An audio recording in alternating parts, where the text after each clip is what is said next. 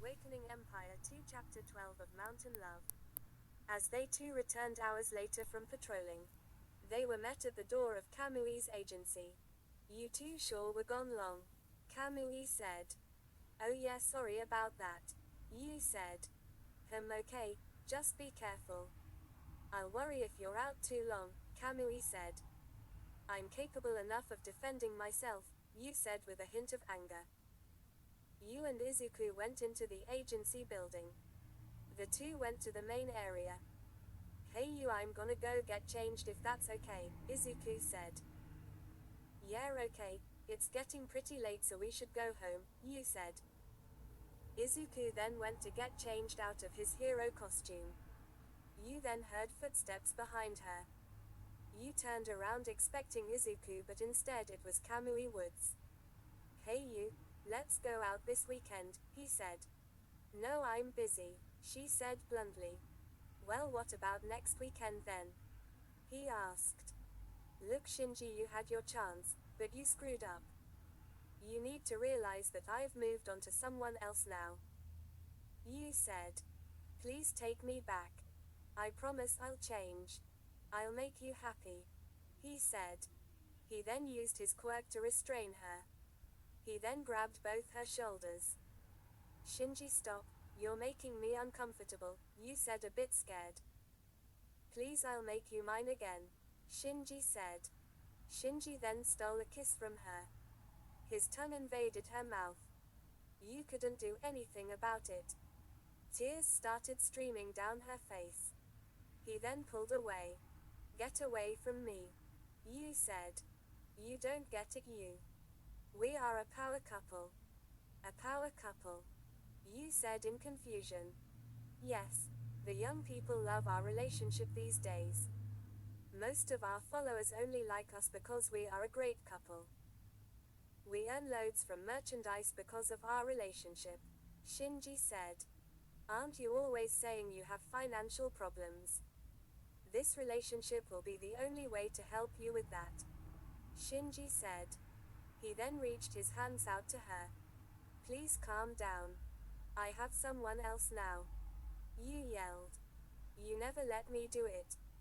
You surely haven't done it with your boyfriend, have you?" Shinji yelled. Yu looked away. "Why yes, I have," she said. "Liar. You're such a bad liar." "Well then I'll be your first," Shinji said, reaching closer. "Help me, Izuku," Yu thought. Right as she thought that, Shinji was whacked across the head before he could touch her. He instantly fell to the ground. Yu then saw Izuku was there. Izuku then broke the branches and released Yu. He embraced her in a tight hug. "Are you okay? He didn't hurt you, did he?" Izuku asked. Yu tried to get a sentence out, but it was futile. The tears wouldn't stop. She couldn't stop crying. She cried in Izuku's shoulder. "It's okay. I am here now, so don't worry. We don't have to talk about it," Izuku said. As he hugged her, he could feel nothing but guilt. If he had been here, this wouldn't have happened. He could feel her shaking and quivering. He could feel the wet stain of tears forming on his shoulder. What the hell happened here? Death arms. Izuku looked at Yu, who was still crying in his shoulder. "Call the cops on Kamui Woods. He attempted to sexually assault Mount Lady," Izuku said. "What, there's no way," Death Arms said. Izuku only gave him a stern look. "Okay, I'll call the cops," he said. Time skip. As the cops drove Shinji to the police station, Izuku stood outside with Yu.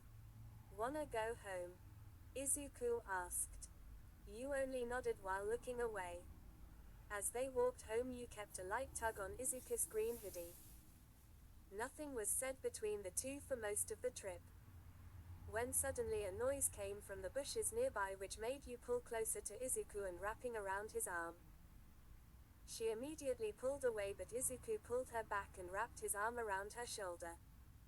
"Izu, if someone sees, I want to keep you safe," Izuku said. Yu rested her head on Izuku's chest.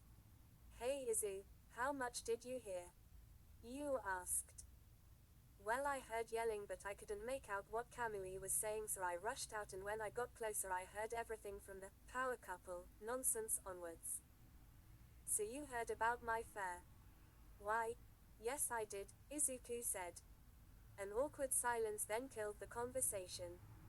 By the time they had realized it, they had arrived at their apartment. They both entered and went into their own rooms. Izuku took a deep sigh as he stated to get undressed. As he finished, he went into bed as it was really late when they got home. After half an hour, Izuku heard the door open. Izu, are you awake? Yu called out. Yeah, why? Izuku said. Well, I was just wondering if we could sleep together, Yu said.